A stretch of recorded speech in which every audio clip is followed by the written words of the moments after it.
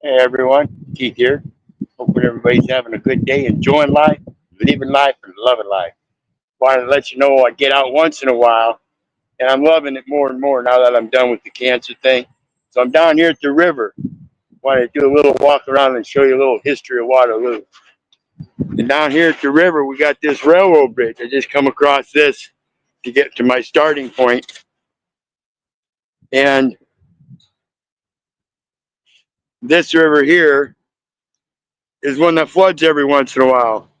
And if you look at the first two pylons out here, pier settings, those were broken up and washed away in 2008, and this section of the bridge fell into the river, and some of it went down there into a deep hole, and they had to replace it.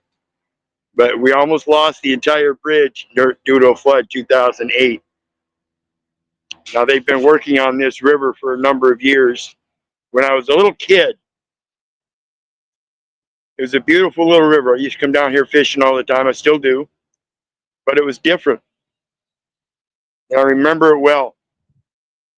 And as I grew older, it got dirtier. And then they decided to do a cleanup project and cleaned it up. And then they decided to do a riverfront project where they would, and I'll show you here in a minute, where they would revitalize this riverfront. And this here is a bike trail. Now, this particular bike trail goes all the way from the west coast to the east coast. You can take this exact trail right here and go that way all the way to the west coast, or that way all the way to the east coast. And we have our first little bit of information here. Like I said, riding the rails. Riding the rails. Just came across a railroad track. And it says, a train to everywhere. Waterloo's economic growth depended on the railroads. A lot of your cities depend upon the railroads. That's how the infrastructure was first developed in this nation. And so the railroads are very important to the vital transportation inwards when it comes to the Admiralty Maritime laws and stuff. And most places at those times were developed on rivers because that was the only other transportation. And it says the Illinois Central Railroad arrived in 1861, the Rock Island Line in 1870, and Chicago Great Western in 1884. The Waterloo, Cedar Falls, and Northern moved freight between the three lines. This is a local rail center, Waterloo, Cedar Falls, and Northern, which runs an operation here locally at the train yard, and they move freight between the three lines. So we have a big interchange system for those railroads. The railroad shipped grain and manufactured goods across the nation, and passenger service connected Waterloo to the nation. It was possible to leave Waterloo on the Land O'Corn in the early morning, arrive in Chicago at noon to shop or do business, and return on the evening train before midnight. The Rock Island Depot was located at Bluff Street and West 4th Street. It often blocked traffic on 4th Street, causing traffic snarls in all directions. One of Chicago's greatest, or excuse me, one of the greatest aggravations for Waterloo's drivers and pedestrians was waiting for trains blocking traffic at one of the 82 street level crossings. 82 street level crossings. And the Chicago Great Western Line routed all its freight traffic through the city, and the Illinois Central City Loop brought passenger trains downtown to unload at the Park Avenue Depot.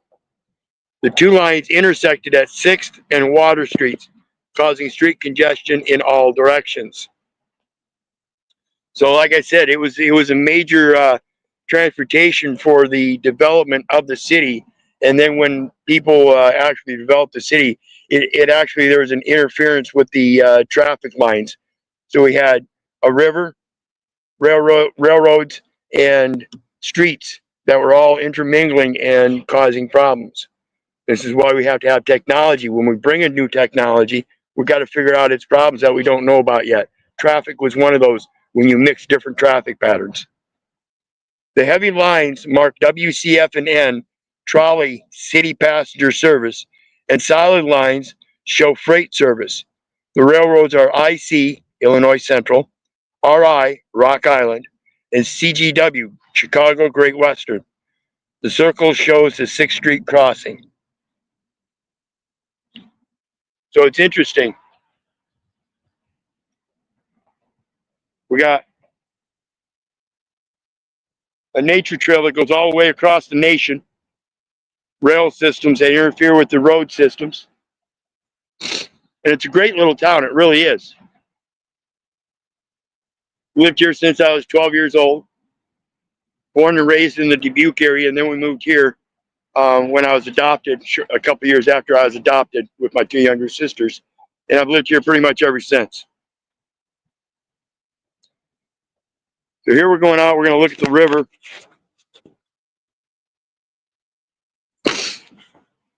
And for those of you that were around in my beginning days, this is where I used to come down to do videos every now and then from my court case and stuff. But there's a little wing dam that goes across there. Nice little river. And the river project, when they fixed it, river revitalization, this is a fishing area.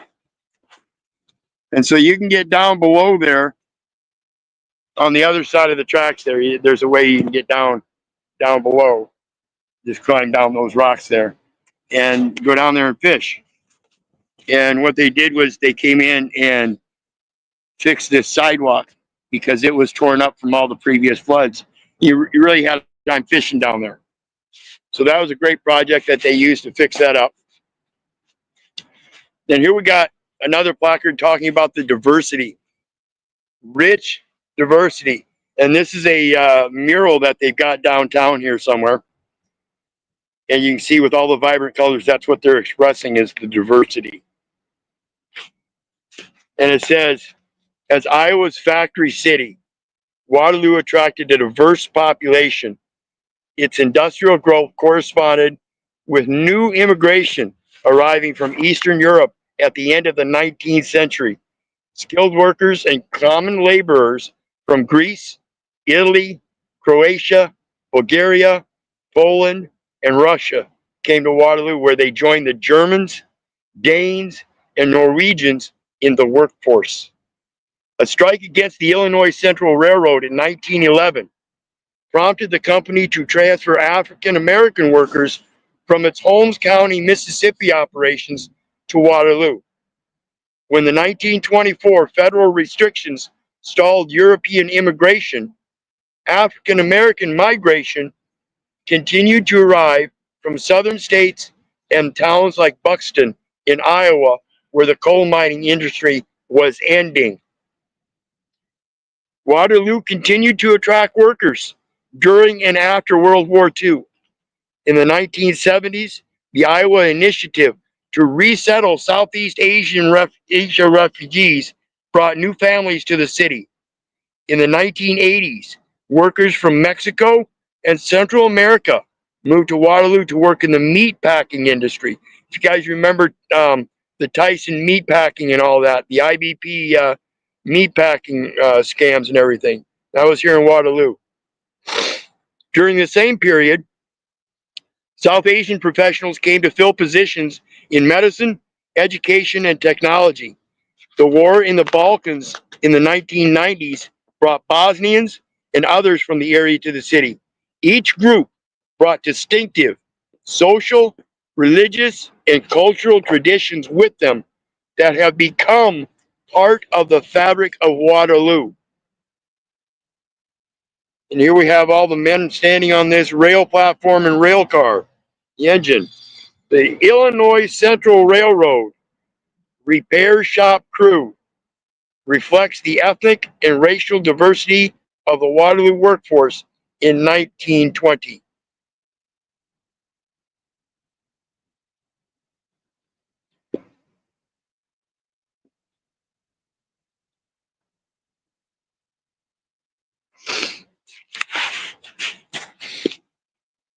and we have a working relationship.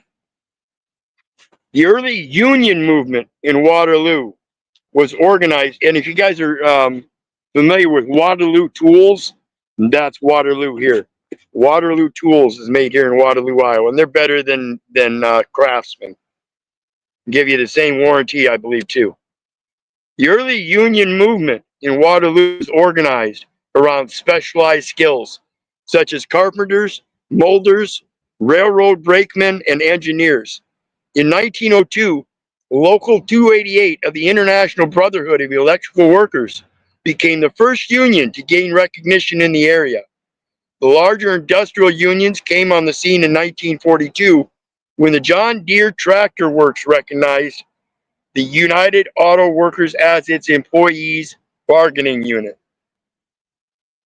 John Deere Tractor, we got a big implementation here. All kinds of business. That's the main support of Waterloo right now. Has been for a long time. And in the 70s, they kind of cut things down quite a bit, but we're still a major operation. United Packing House Workers of America was organized in the same year to represent workers at Rath Packing Company. That was a local packing company before IBP came in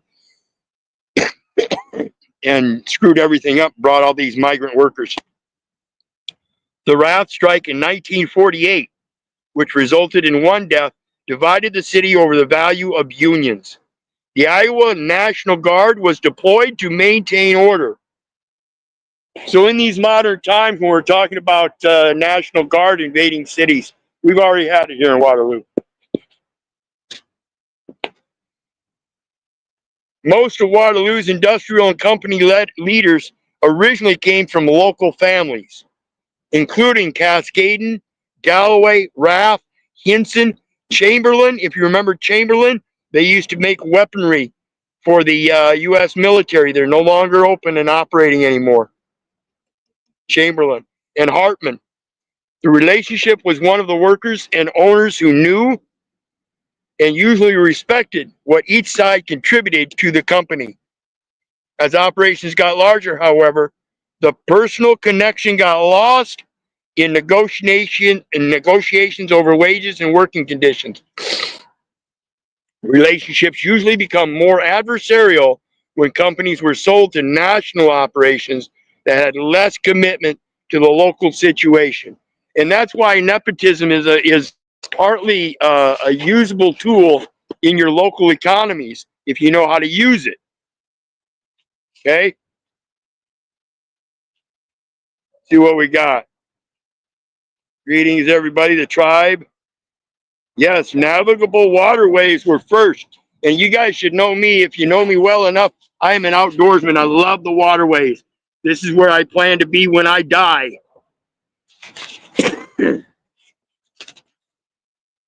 Bubbles, plasma void. Appreciate it. Appreciate it. It's a great place. It's really not as bad as some people think. And yet we got kind of shit. People got to bring markers and shit and write everything up. Got to ruin the property and leave your mark on something that everybody else is trying to read. That's bullshit. Small beginnings. Early industries. Factories, large and small, were the lifeblood of Waterloo's economy. In the early 1900s, there were many smaller operations scattered amongst the neighborhoods on the east side. The Waterloo Gasoline Engine Company got its start in a garage on Lafayette Street. The Waterloo Skirt and Garment Company started making house dresses, aprons, and petticoats in 1899 at a house on Maple Street. The John Deere Tractor Company contracted out machinist and pattern work to small shops, which often had only a few workers.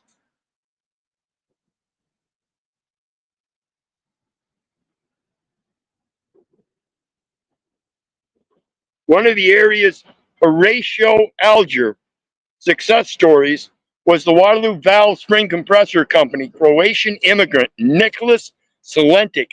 Salentic, a big family name around here still. Valve Spring Compressor helped mechanics repair car engines. He started in a shed behind his grocery store and bakery on East 4th Street.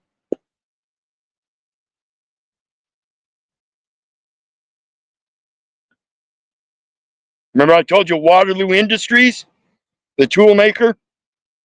He started out making a compressed engine ring. The business expanded. The business expanded into other products, including tool and medical equipment storage chests under the name Waterloo Industries. So what do you think, folks? What do you think so far? Let's see here. I try to get my camera turned around here. Settings, camera.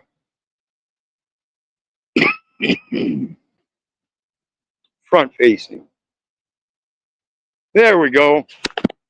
There's everybody. How you doing, everybody?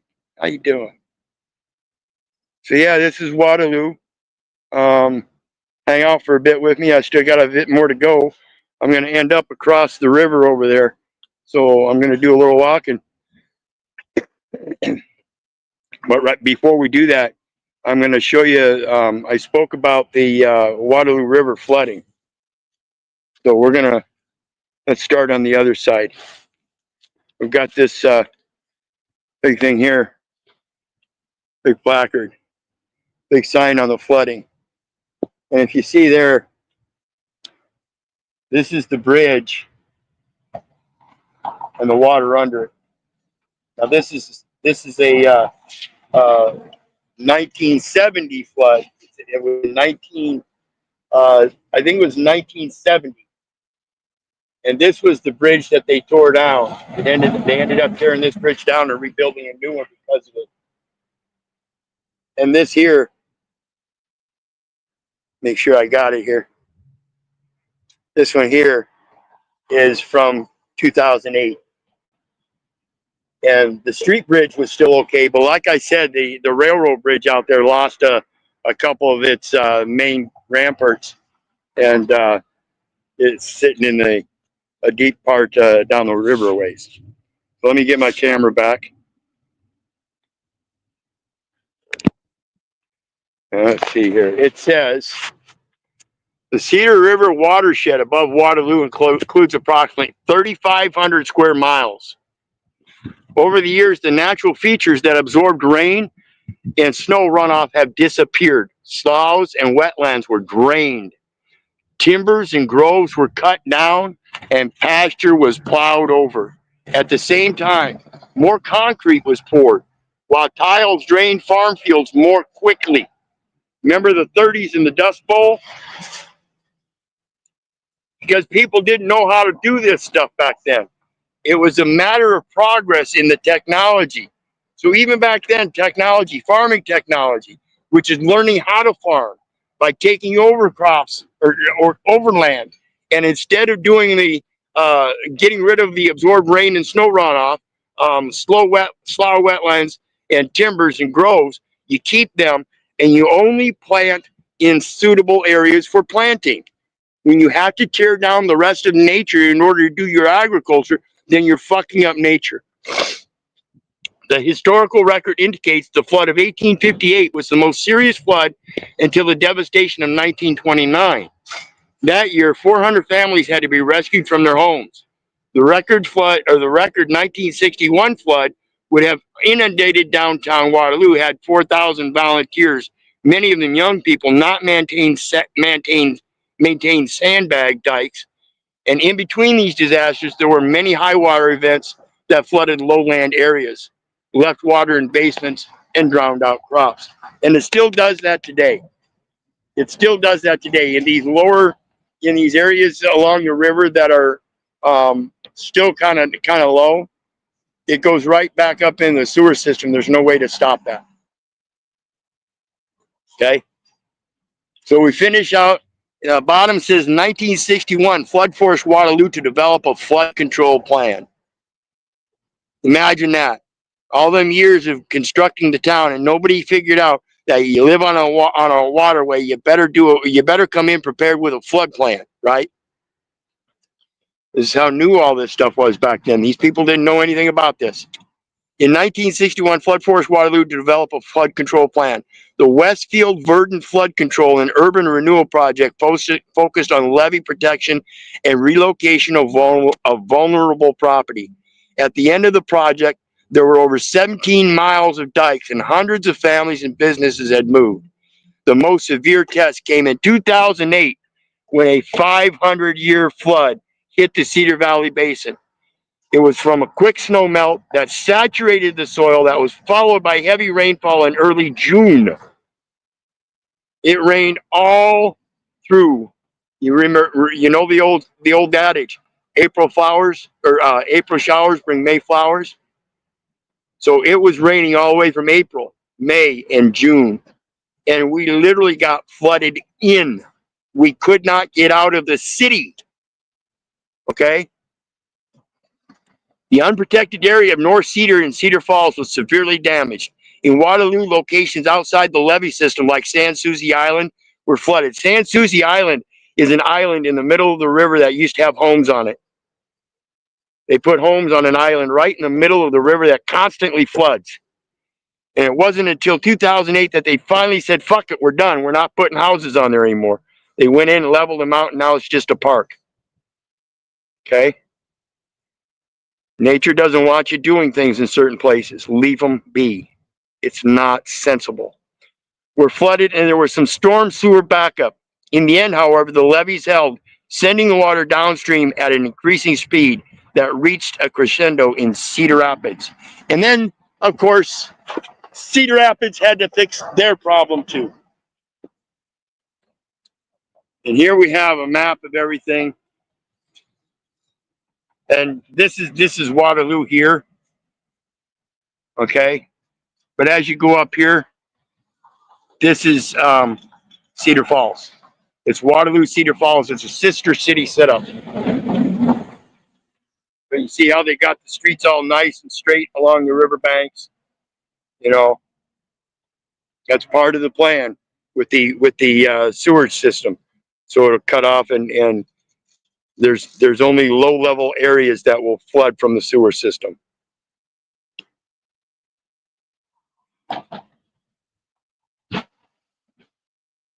So let's take a walk, folks. Turn my camera around again. See you all here.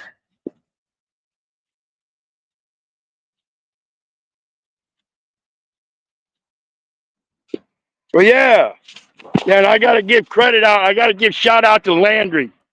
You know, he's the young man that inspires me when all these people that talk about living on the land and they're hiding in a camper, you know, want to run their mouth and try to downplay people that are actually wanting to do something because of their hidden emotional dejection. So I give kudos to Landry for inspiring an old man to get out there off his ass after he's healed from lung cancer and show the people what's really going on.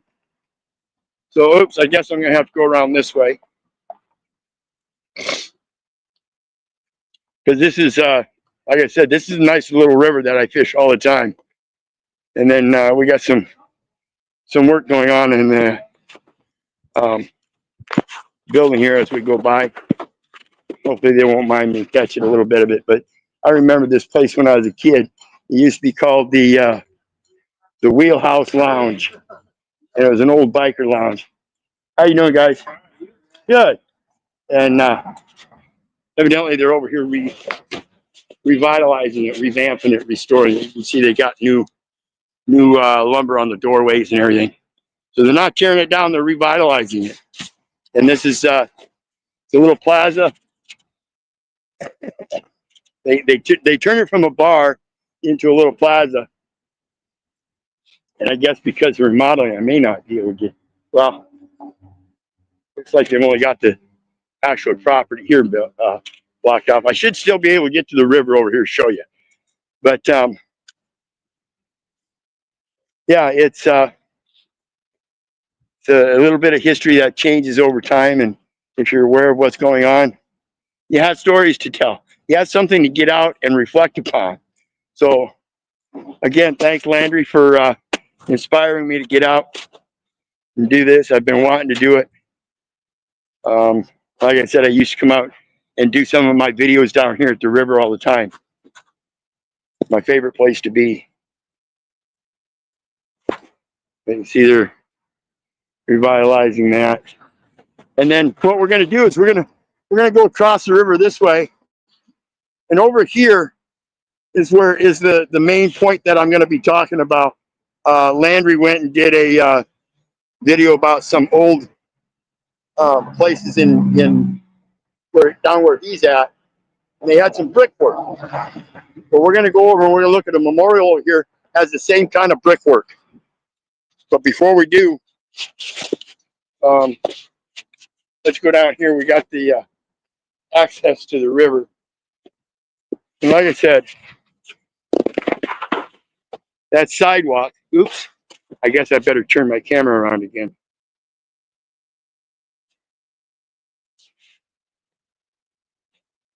I'm not the greatest at this, guys. Not on my phone. It's actually the first time I've done StreamYard on my phone. But there's the sidewalk I was telling you about. You see how it ends down there? And it goes all the way down to that point where I was showing you before. And it actually goes all the way down the river and for, trying to think, at least another 1,000 yards. So it's a nice little walkway. And then it cuts out here. It cuts out here. But then it continues on up this way on the other side of this bridge. There's a set of stairs that goes down. Well, I'll show you that when we go up here. But there's a set of stairs that goes down. And I don't know if you can see how clean the water is here, clear. And that's because we're coming on to winter time. We haven't had a lot of rain here lately. And they're lowering the bladder on the dam just up the river.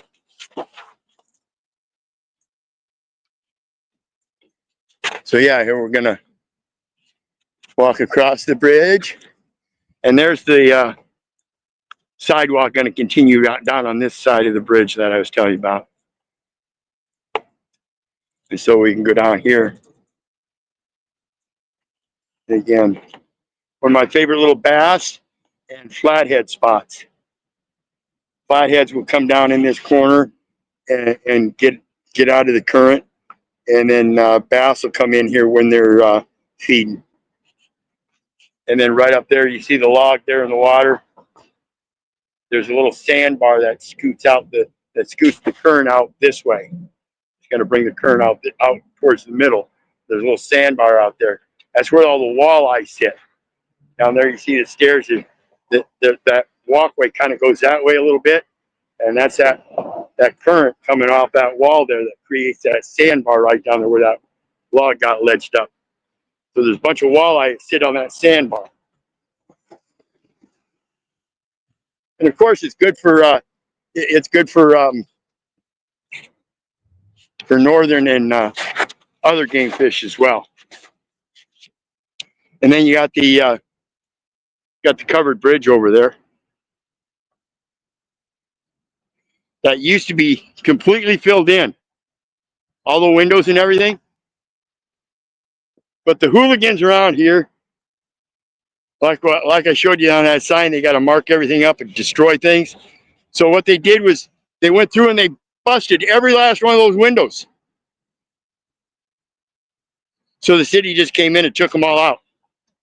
So now, in the wintertime, when you're walking across that bridge and it's blowing like hell, you have no protection.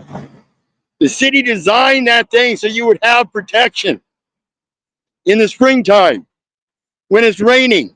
And we have these heavy dousing rains with rain going sideways. You are not protected. The very thing that they invested that money in for the pedestrians walking across that bridge, and people can't respect it enough.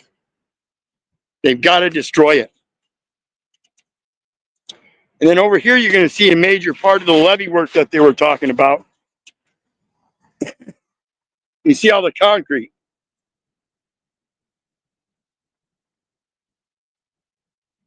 Now this wall was there, and you see the corner there, the end of it. That's where that old bridge was. Remember, I told you they had a flood in 1970, and it destroyed the bridge. So that old bridge that used to sit there off the end of that corner, that's actually down in the water, and it makes a great breakaway for the bass and northern out there. And then there's a nice big channel that comes down where all the catfish sit in. But then you got that, all this concrete work here. That's the levee work that they did. They came in and replaced the banks with concrete. And that goes down on that, it goes down that way like that, and that concrete goes down here to a point right down here, and then it changes to rock. But it's all very big, large concrete block.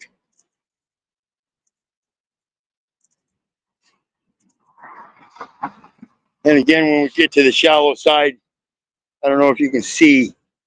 Yeah, it looks like you can almost, yeah, you can see the bottom there. So it's pretty shallow in a lot of places, but you can tell where the holes are. There's a big hole there, and then it gets shallow right in here. And I used to wade up along this wall here when I was a kid. Get right out in the water, wade up against that wall, and get up into that dam. Bobber fishing for catfish using minnows. Throw a minnow on there on a bobber about 3 foot deep. Let it float around in that current up there, and just catch nice little catfish, 2, 3, 4 pounds, all day long. They love that little dam.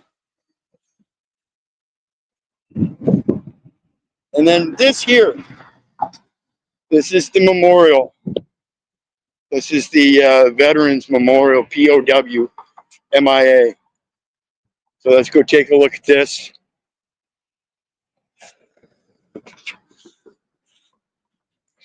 And like I said, we're going to see some brickwork here.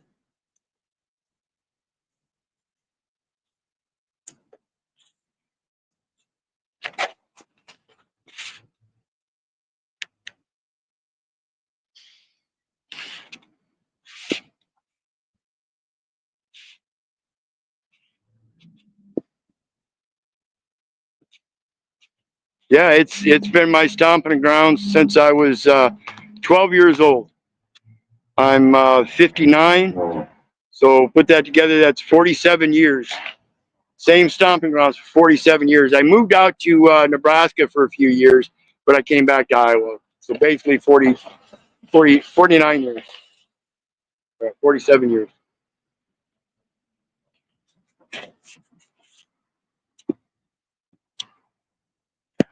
And then we've got these benches, and they're all dedicated.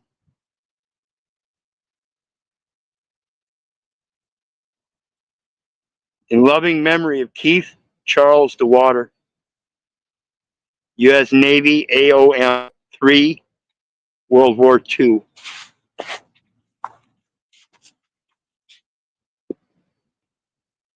And so we have this brickwork, and you see we have special bricks. And notice some of them are blank. And notice all these other ones are totally blank, but the special work ones, Jim Solowish, Robert Tabor family. Tabor's a big family here. These are the people that did the memorial. They funded the memorial.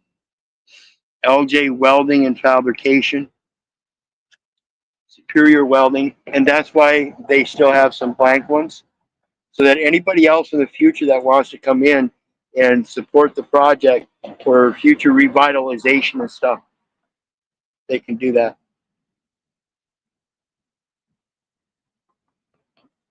So then we have all these blank bricks. But now we're going to get up into the names. And this is part of the advertising part. You know, again, it's got East Side Used Furniture. So these aren't as big of contributors as the ones that contribute for the marble bricklaying. So they engrave them in the red brick. Sled shed. So these are all sponsors of the memorial. Okay. And these are the ones that are around the memorial stand. Get a full shot.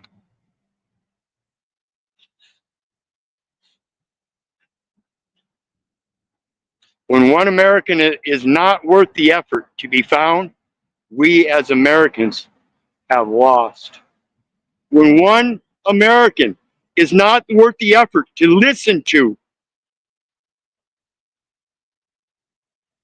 then what are we saying? I hope you're listening to me.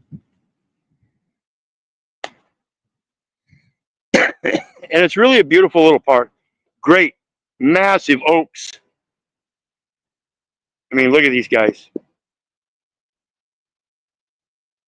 Standing oaks all around.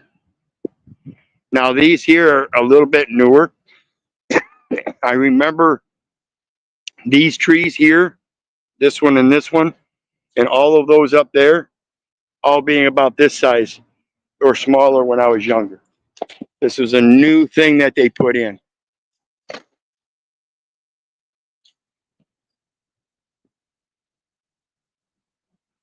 So we got another one.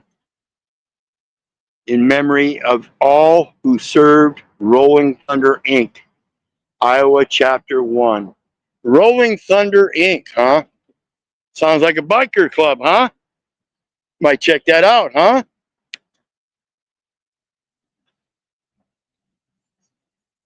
Marilyn Gonrud Hayes, H Foundation, Rick Hurtado.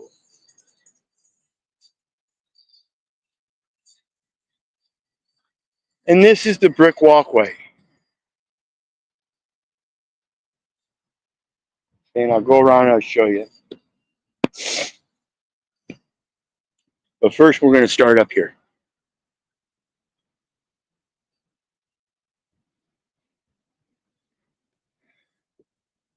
And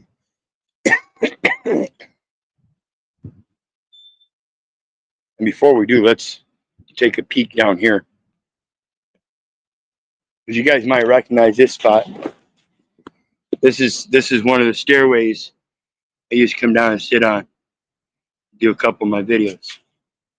This is spent some nights underneath the bridge down here too when I was homeless.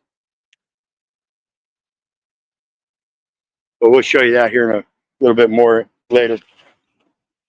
Presented by the Patriotic Organizations of Waterloo, Iowa.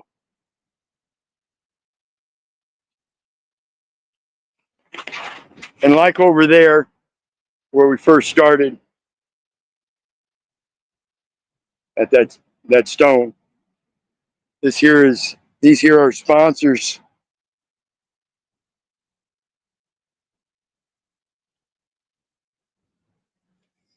In memory of the fighting men of America, known but to God.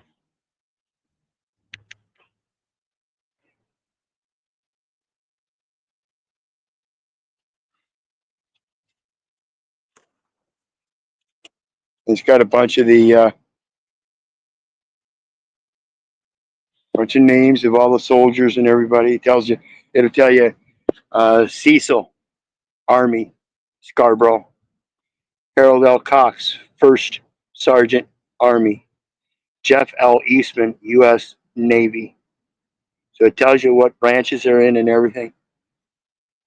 So they paid a little diligence in the research and the historical notations. And this took a lot of work, folks. I mean, this is something that is worthy of a lot of work.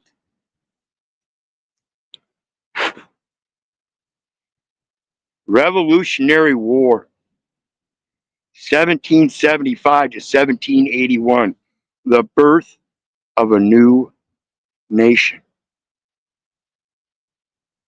Go forth and build nations of men, he said.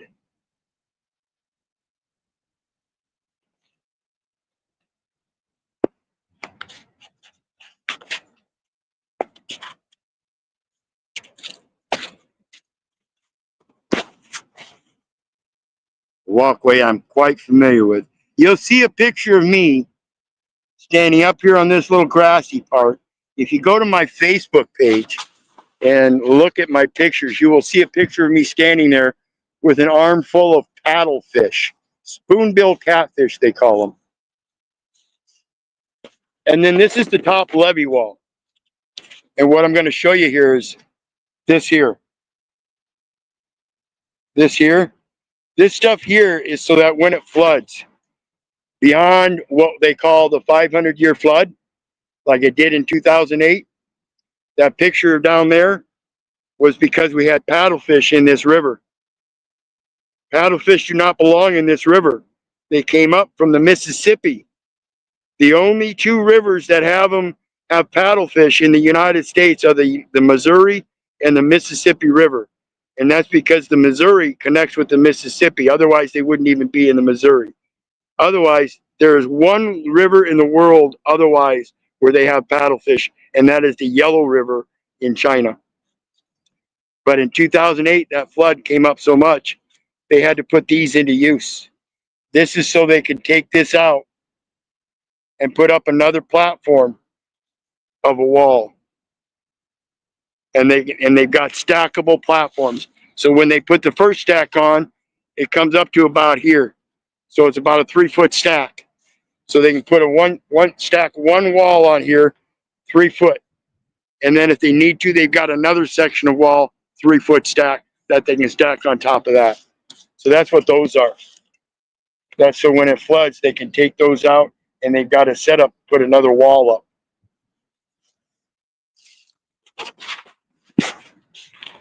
And there's the hall. Look at all the round architecture. Landry, if you're watching, you're looking, that's the round architecture I'm talking about, the late 1800s. Or excuse me, late 1900s. Late 19th century. Damn it, I got to get this shit right.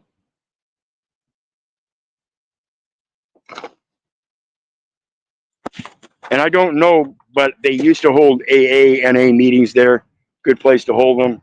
A lot of somber feelings and emotions come out in those kind of places. Marble statue or marble fountain with lions. And of course, a set of poles for your flags. Got a couple American flags down there. Got the Iowa flag there. Got the U.S. flag. Got the POW flag, and another staff or another thing with 2 more American flags.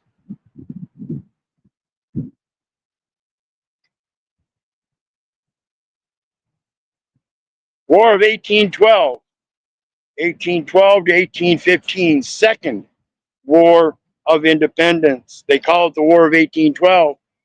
Here it's called the Second War of Independence because that's what it was known back then.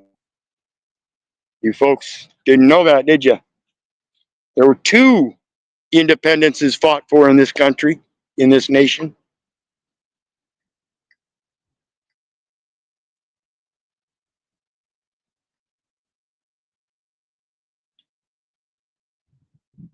Beautiful area.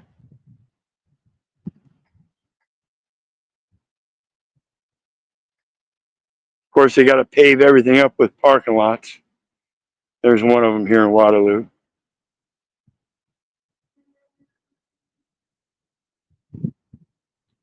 And they've got this here. I don't know for what yet, but it's a blank. It's a blank. I imagine someday they have something that they want to put on there. Or maybe it's a message. Never know, huh? Never know.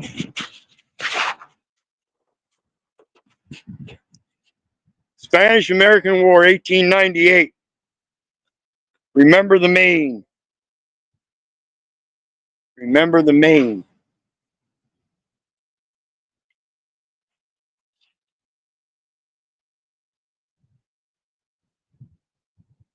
And then, of course, and it's ironic, they call it the Great War.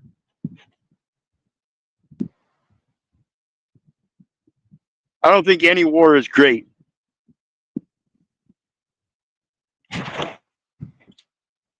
Ironic. Another brick pathway with all the names, and it goes up to a memorial of a small Statue of Liberty. So we'll take a peek at that when we get there.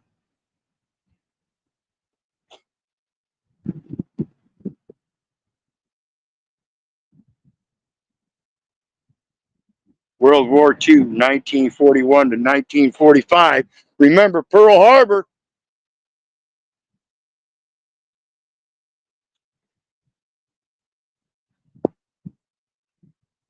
Korean War even.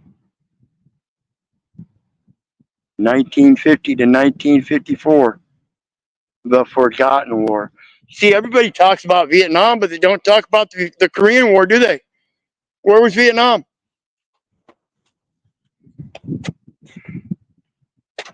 Do you suppose it superseded Vietnam War? Always remember, because we forgot the one before.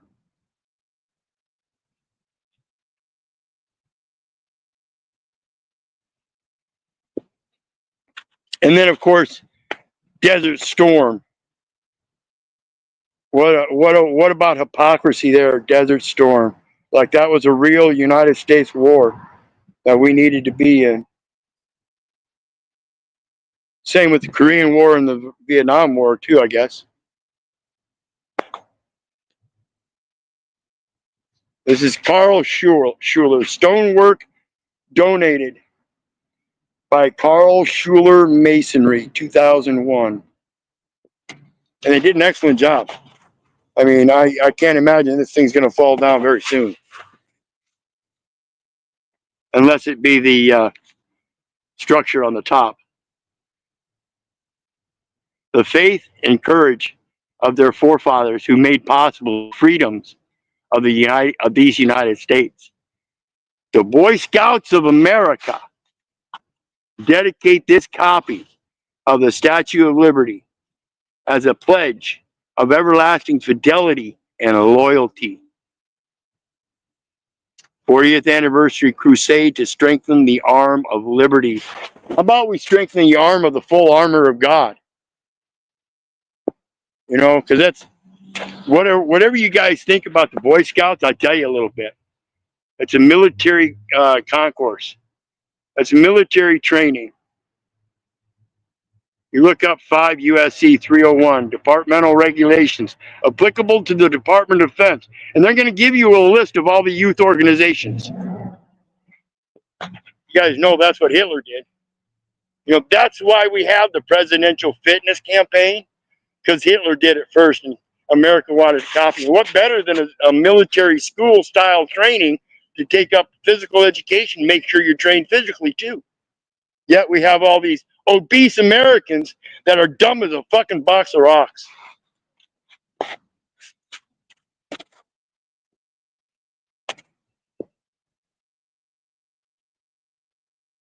It says honoring our veterans.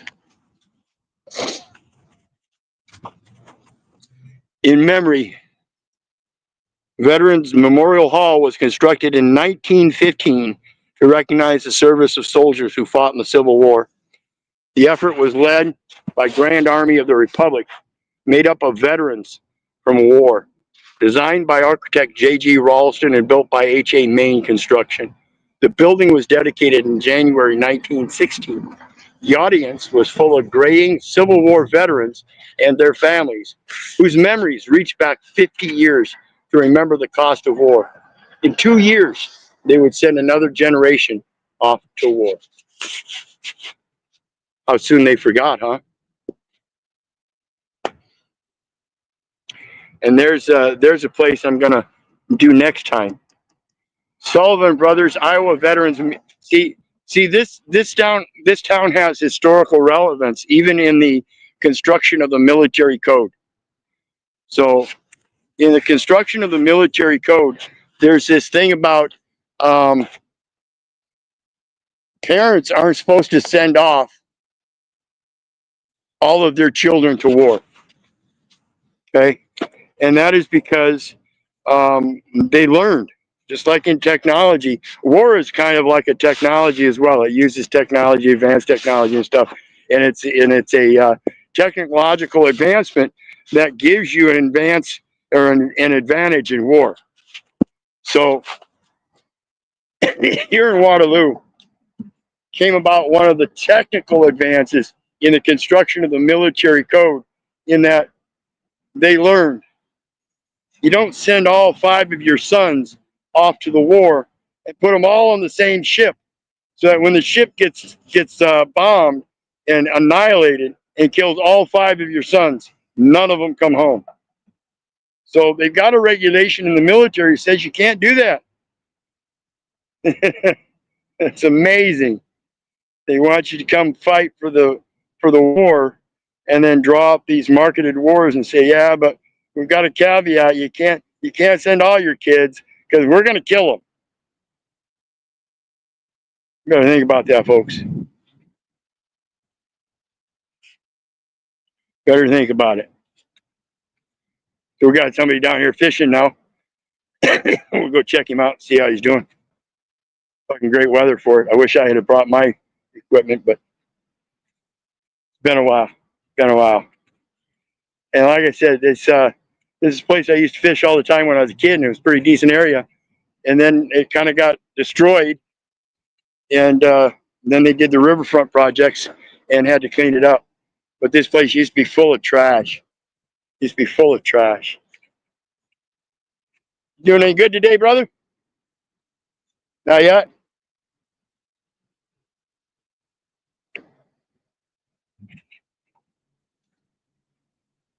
And see, he's got a, let me turn it around, I'll show you. This is when you fish off of walls, you have to have certain kinds of equipment.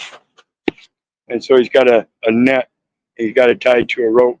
So if he catches a fish that's too big and he can't bring him up this wall, he'll be able to drop that net over the wall. Bring him up. But then you've got this wall. This is the wall I was telling you about, where the bridge used to come over on this wall. Okay, bridge used to go straight across over here. And so right down there, you go straight over to that other point right there, where those other steps are over there. And that's where the bridge used to be. And when it came down in the flood, now it's all down in the river. It's all broken concrete and rebar. And it makes it kind of difficult to fish. But then you can come down here. And this is where I usually come down. And that right there is that little green patch that you're going to see that picture in. But I used to come down here all the time. Of course, do my fishing, as well as do some live streams on Facebook when I first started out.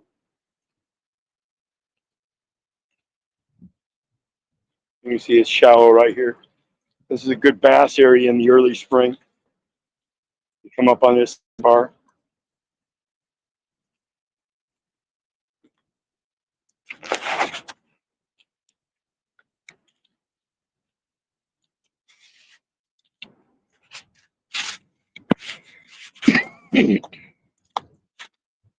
And so I'll keep you with me as I walk across the bridge here.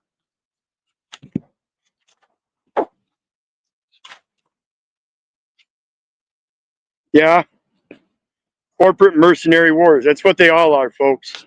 There is no reason to have a war if it's just you and the neighbor fighting. So what is this thing about war? It's a corporate democracy, where the one that's stronger on this side of the border gets to take over the one that's weaker on the other side of the border. That's all it is. It's a democracy beating another democracy. You got a large portion of the people that say, hey, we're failing. We need to go steal something from another nation so we have better resources, better mineral resources. What do you think is going on in Ukraine? Some of the richest mineral resources in the world yet. And the rest of the world is clamoring for them through a corporate war.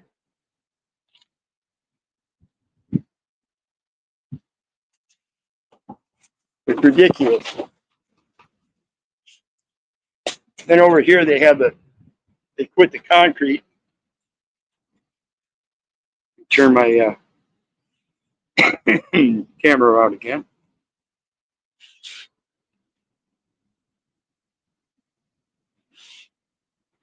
And so over here, they no longer have the sidewalk. It's nice grass, but it ends right there. So, but this is where I used to come up. When I was a kid, I'd walk right along this wall and go right up into this dam. And you can, let's walk right here. You can see that wall goes right up into the dam. And I would walk right up that wall and then go out into this dam. It's about 4 foot deep right there. But if you go much farther, it's about 8 foot deep. And when there was no water, you could actually walk up on the dam. It's a roll dam. So there's a ledge there, a ledge at the bottom. And we would bring our lawn chairs. Me and a buddy of mine, we'd walk right up in there and we'd go over past this first little pier area where those two logs are. And we'd sit right over here and on our lawn chairs. Water washing down our backs, sitting on the concrete slab, fishing down into the current. It's pretty cool. But this is the covered bridge. And then they had, they've got a project that they do every year now where they have students from local schools come in and repaint, to revitalize. But these all used to have windows in them so that you would actually be protected from the elements, whether it be raining or snowing. So that even on an ice cold night, you would have some kind of protection from the wind. But now you don't even have that. Ice cold straight through you. You have no protection as a pedestrian, which is why this bridge was built like this, to protect the pedestrian. But the pedestrians that use it didn't want it. So what's it worth? You know? What's it worth?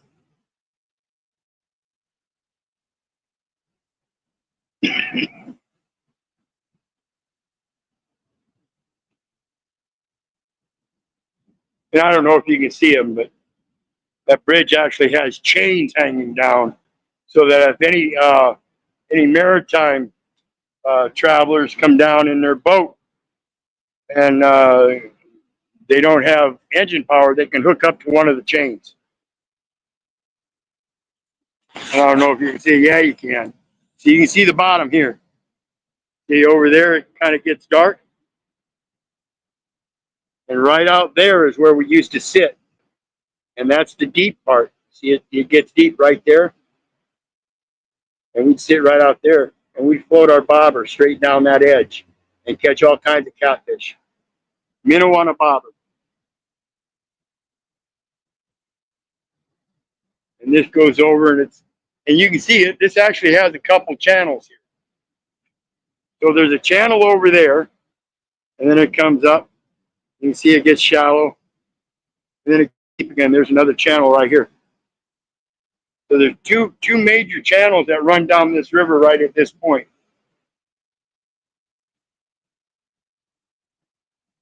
And you can see it's starting to get deeper and cloudier. And of course, now they've got lights up because they used to have people that would fish off this bridge. And they don't want you fishing off the bridge. So they've got it lit up pretty good now.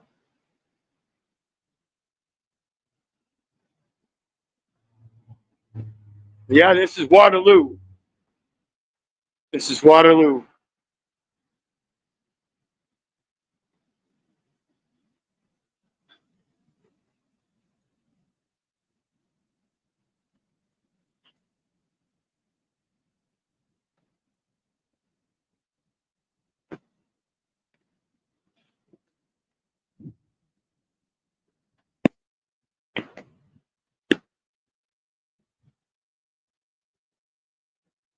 Interesting artwork.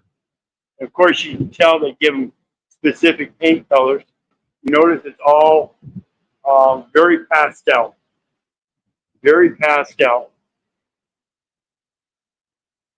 Nice and bright for some type of exciting observance, but in pastels to keep it calm and palliative, soothing, everything in a mental tone. And you'll notice this river, you got a little bit of white patches in there as the water's coming off that dam, right? And I told you about the channels over there. And then it seems like there's another channel right here because it's kind of deep, right? But what it actually is there's a channel right against this wall. And then you got all these rocks here. These rocks that are all piled up.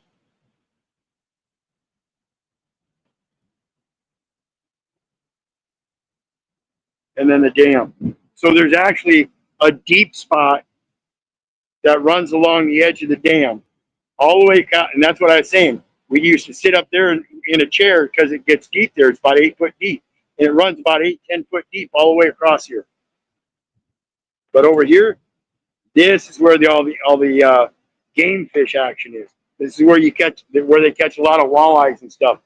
And right off of these rocks, the bottom side of the rocks here, when this current washes over these rocks, comes down this way, fish will sit right down here and wait for things that carry over that lip. So guys will stand over here on this wall and they'll cast straight out here along this edge and then troll it right back here and catch all kinds of nice northern walleye, bass, all kinds of stuff. And there you have it, folks. That's that part of it. I got 3 more placards that we're going to read about this dam when we get up here. But then I'm done and I'm going to head home. And I appreciate everybody joining me. Let's turn the camera around. Oh, no, we don't want to do that. We're going to leave it the way it is because we'll read these placards.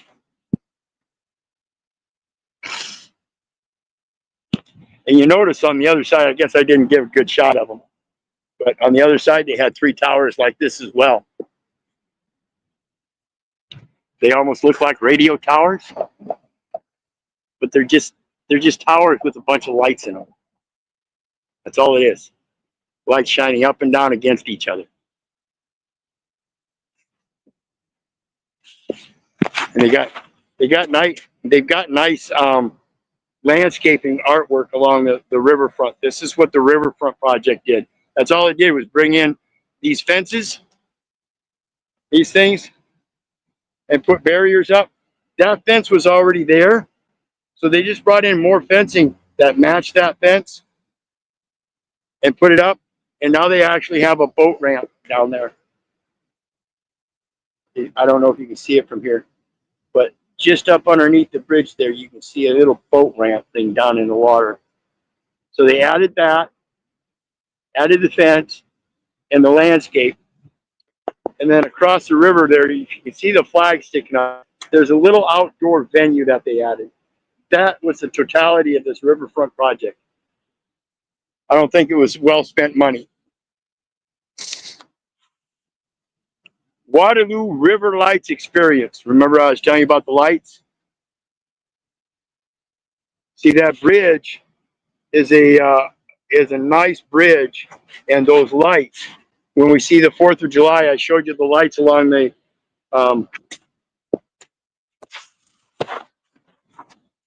see the lights along the bridge there that are facing this way. Those are the lights that put this color, and they can change the color of the lights.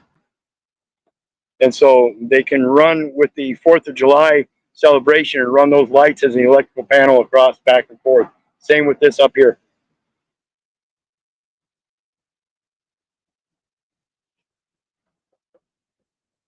And that's for the Rainbow Pride.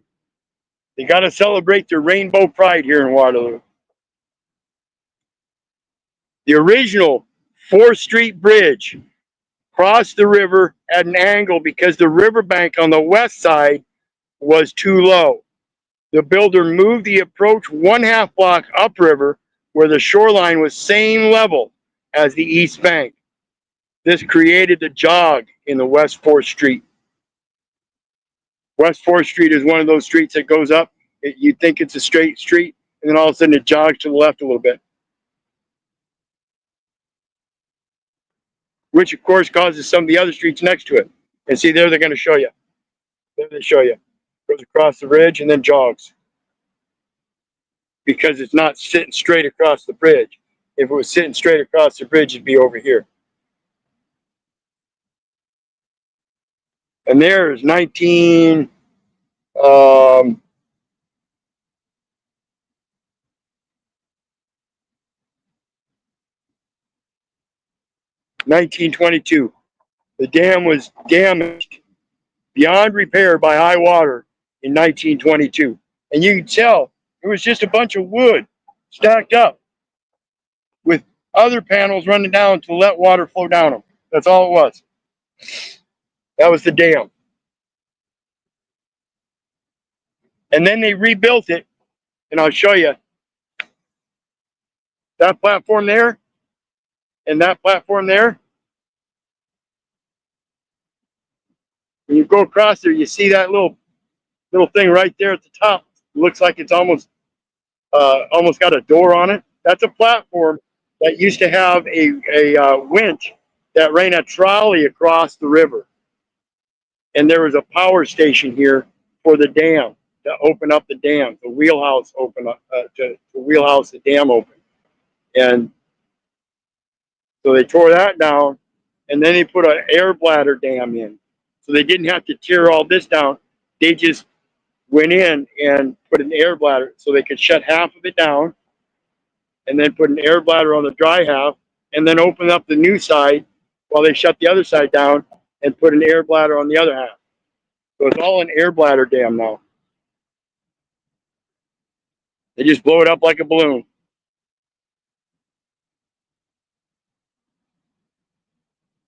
Mary Hannah spent the rest of her life living close to the Cedar River. She died in 1912, living long enough to see Waterloo become a prosperous city. Mary Hannah. Crossing of the Cedar River at the east side of the 4th Street Bridge has occurred for thousands of years. It was a natural pathway. It was a natural way for people and animals to cross this river. The limestone bedrock meets the river channel, making it shallower and moving the current more swiftly.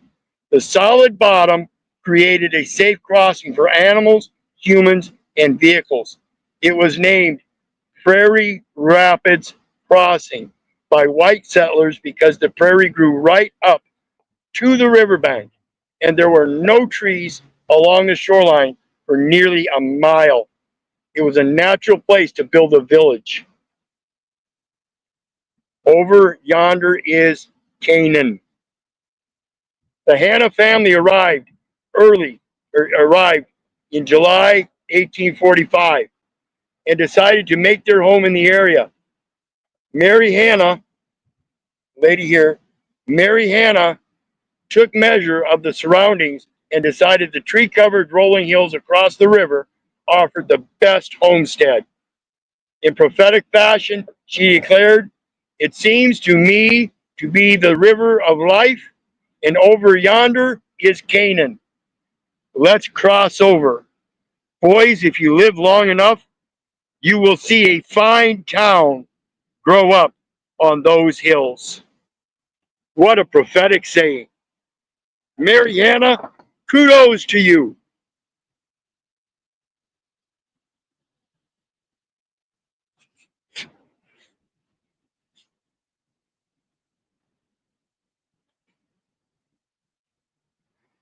And for everybody watching, and those that will watch, kudos to you.